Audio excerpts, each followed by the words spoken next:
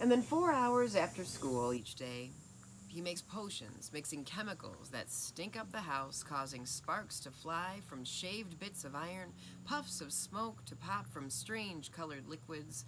We are fascinated by him, goggled and bent over the stove, a clamped test tube protruding from his gloved hand. On the days when our mother says she doesn't want him smelling up the house with his potions, he takes his trains apart, studies each tiny piece, then slowly puts them together again. We don't know what it is that he's looking for as he searches the insides of things, studies the way things change. Each whispered, "Wow," from him makes me think that he, with his searching, and Dell with her reading, and even Roman with his trying to eat the other side of our walls, is looking for something. Something way past Brooklyn. Something out there. Baby in the house. And then one day, Roman won't get up. Sun coming in bright through the bedroom window. The rest of us dressed and ready to go outside. No laughter. Just tears when we hold him. More crying when we put him down. Won't eat, and even my mother can't help him. When she takes him to the hospital, she comes back alone. And for many days after that, there is no baby in our house. And I'm finally the baby girl again, wishing I wasn't. Wishing there wasn't so much quiet where my brother's laugh used to be. Wishing the true baby in the house was home. Going home again. July comes, and Robert takes us on the night train back to South Carolina. We kiss our baby brother goodbye in the hospital bed where he reaches out, cries to come with us. His words are weak as water, no more than a whisper with so much air around them. "I'm coming too," he says. But he isn't coming. Not this time. My mother says there is lead in his blood from the paint that he finds a way to pick and eat off our bedroom wall every time our backs are turned. Small holes grow like white stars against the green paint, covered again and again by our mother. But still he finds a way. Each of us hugs him, promises to bring him candy and toys. Promises we won't have fun down south without him. Each of us leans in for our mother's kiss on our forehead, her warm lips, already a memory that each of us carries home. Home again to Hall Street. My grandmother's kitchen is the same, big and yellow and smelling of the pound cake she's made to welcome us back. And now in the late afternoon, she's standing at the sink, tearing collards beneath cool running water while the crows caw outside and the sun sinks slow into red and gold. When Hope lets the screen door slam, she fusses, "Don't you let that slam my door again, boy." And my brother says, "I'm sorry." Just like always. Soon there'll be lemonade on the porch, the swing whining the same early evening song it always sings, my brother and sister with the checkers set between them, me next to grandfather, falling asleep against his thin shoulder. And it's not even strange that it feels the way it's always felt, like the place we belong to, like home. Mrs. Hughes's house. In Greenville, my grandfather is too sick to work anymore, so my grandmother has a full-time job. Now we spend every day from July until the middle of August at Mrs. Hughes's nursery and day school. Each morning, we walk the long, dusty road to Miss Hughes's house, large, white stone, with a yard circling and chickens pecking at our feet. Beyond the yard, there's collards and corn growing, a scarecrow, black snakes, and whippoorwills. She is a big woman, tall, yellow-skinned, and thick as a wall. I hold tight to my grandmother's hand. Maybe I'm crying.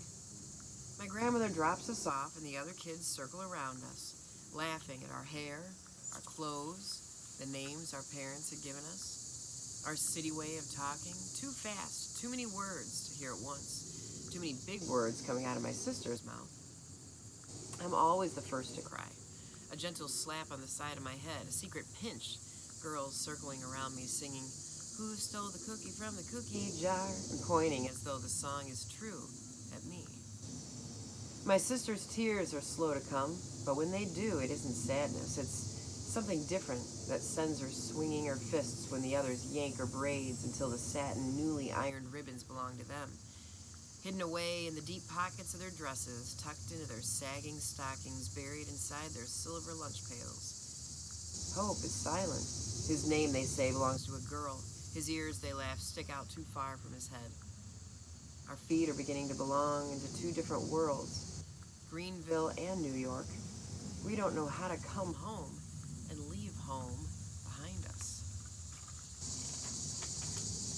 How to listen, number 4. Kids are mean, Dell says. Just turn away.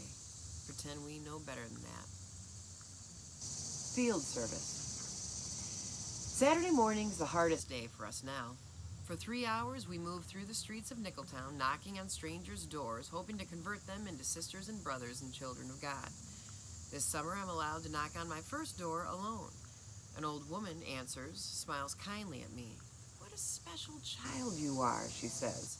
Sky blue ribbons in my hair, my watchtower held tight in my white-gloved hand, the blue linen dress a friend of my grandmother's has made for me, stopping just above my knees. My name is Jacqueline Woodson, I nearly whisper, my throat suddenly dry, voice near gone. I'm here to bring you good news today. How much does the good news cost? The woman wants to know. A dime? She shakes her head sadly, closes her door a moment to search beneath the trunk where she hopes she's dropped a coin or two. But when she comes back, there are no coins in her hand. Oh, I'd love to read that magazine, she says. I just don't have money.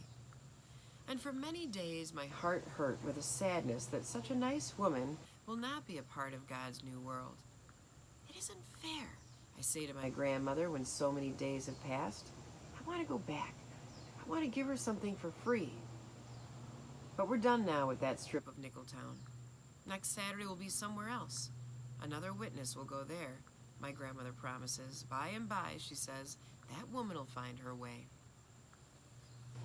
Sunday afternoon on the front porch. Across the road, Miss Bell has tied a blue-checked sunbonnet beneath her chin, lifts her head from her bed of azaleas, and waves to my grandmother. I'm sitting beside her on the front porch swing, Hope and Dell leaning back against the wood beam at the top of the front porch stairs. It is as though we have always been in this position, the front porch swinging back, moving gently back and forth, the sun warm on our faces, the day only halfway over. I see your grands are back for the summer, Miss Bell says. Getting big, too. It's Sunday afternoon. Out back, my grandfather pulls weeds from his garden, digs softly into the rich earth to add new melons and seeds, wondering if this time they'll grow. All this he does from a small chair, a cane beside him. He moves as if underwater, coughs hard and long into a handkerchief, calls out for Hope when he needs the chair moved, sees me watching, shakes his head. I'm catching you worrying, he says. Too young for that. Just cut it out now, you hear? His voice so strong and clear today I can't help but smiling. Soon I'll rise from the porch, change out my Kingdom Hall clothes into a pair of shorts and a cotton blouse, trade my patent leather Mary Janes for bare feet, and join my grandmother in the garden. What took you so long, he'll say. I was about to turn this earth around without you. Soon it'll be near evening, and Daddy and I will walk slow back to the house, where I'll put the Epsom salt from the shelf, fill the dishpan with warm water, and massage his swelling hands. But for now, I sit listening to Nickeltown settle around me. Pray that one day Roman will be well enough to know this moment. Pray that we will always have this. The front porch, my grandfather in the garden, a woman in a blue-checked sunbonnet moving through azaleas. Pretty children, Miss Bell says. But God, don't make them any other kind of way. Home, then home again.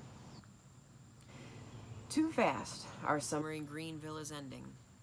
Already the phone calls from my mother are filled with plans for coming home. We miss our little brother's laughter, the way he runs to us at the end of the school day as if we've been gone forever, the way his small hands curl around ours when we watch TV, holding tight through the scary parts until we tell him Scooby-Doo will save the day, Bugs Bunny will get away, Underdog will arrive before the train hits Sweet Polly Purebred. We drag our feet below our swings, our arms wrapped lazily around the metal links, no longer fascinated by the newness of the set, the way we climbed all over the slide, pumped our legs hard toward heaven, until the swing set shook with the weight of us lifting from the ground. Next summer, my grandfather said, I'll cement it down, but in the meantime, you all swing low. Our suitcases sit at the foot of our bed, open slowly, filling with freshly washed summer clothes, each blouse and each pair of shorts, each faded cotton dress holding a story that we'll tell again and again all winter long. That's the end of part 3.